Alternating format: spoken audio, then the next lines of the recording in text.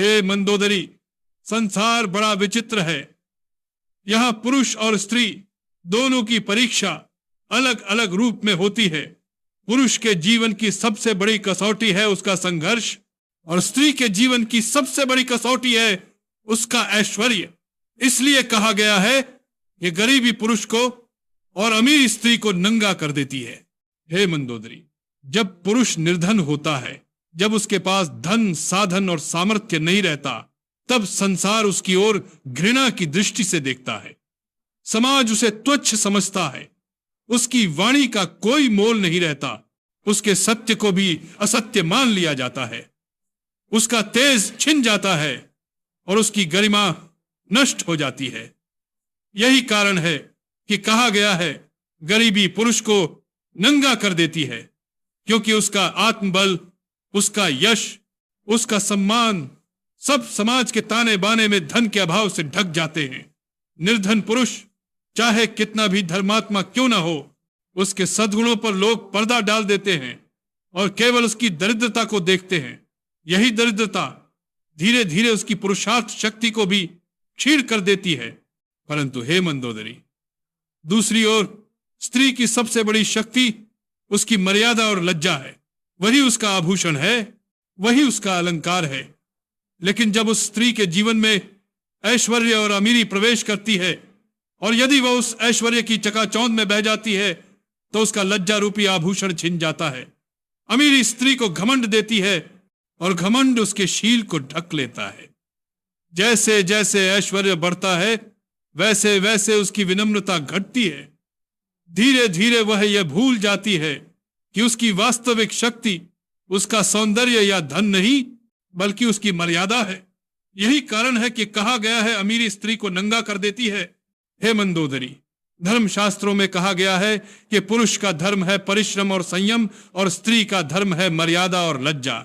जब पुरुष निर्धन होता है, तब उसका धर्म डगमगा जाता है, क्योंकि उसे पेट भरने और परिवार चलाने के लिए कई बार ऐसे कार्य करने पड़ते हैं जो धर्म से भटकाते हैं।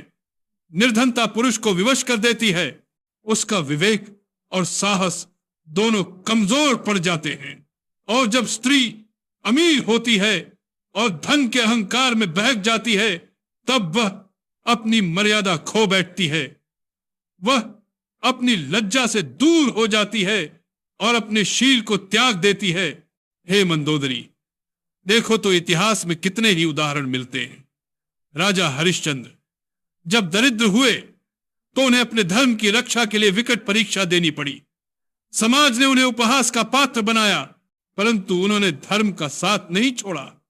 यही धर्म की कसौटी है कि दरिद्र पुरुष भी यदि धर्म पर अडिग रहे तो संसार के सामने वह पुनः पूज्य बनता है। और दूसरी ओर देखो उन स्त्रियों को जिन्होंने ऐश्वर्य की लालसा में अपनी मर्यादा त्याग दी। वे चाहे राजमहलों में क्यों न रहती हों, परंतु उनके नाम इतिहास में आदर से नहीं लिए जाते। हे मंदोदरी, धर्म यही सिखाता है कि धन और निर्धनता दोनों ही परीक्षा है। निर्धनता पुरुष के साहस और धैर्य की परीक्षा है, और अमीर स्त्री की लज्जा और मर्यादा की। पुरुष यदि दरिद्र होते हुए भी सत्य और धर्म पर अडिग रहे तो वह सच्चा वीर है। स्त्री यदि अमीर होते हुए भी विनम्रता और लज्जा को धारण करे तो वह सच्ची देवी है। इसलिए हे मंदोदरी, समझो कि संसार में न तो निर्धनता कलंक है और न ऐश्वर्य अभिशाप है। कलंक तब है जब निर्धन पुरुष अपने धर्म से गिर जाए, और अभिशाप तब है जब अमीर स्त्री अपनी मर्यादा त्याग दे। गरीबी और अमीरी केवल परिस्थितियां हैं, लेकिन इन परिस्थितियों में मनुष्य का आचरण ही उसके वास्तविक स्वरूप को उजागर करता है। हे मंदोदरी, पुरुष यदि दरिद्र होकर भी धर्म को थाम ले तो वह साधु कहलाता है, और स्त्री यदि अमीर होकर भी लज्जा और मर्यादा में स्थित रहे तो वह देवी कहलाती है। यही धर्म का सत्य है और यही जीवन का उपदेश है कि मनुष्य अपनी परिस्थिति से नहीं बल्कि अपने आचरण और धर्म से महान बनता है।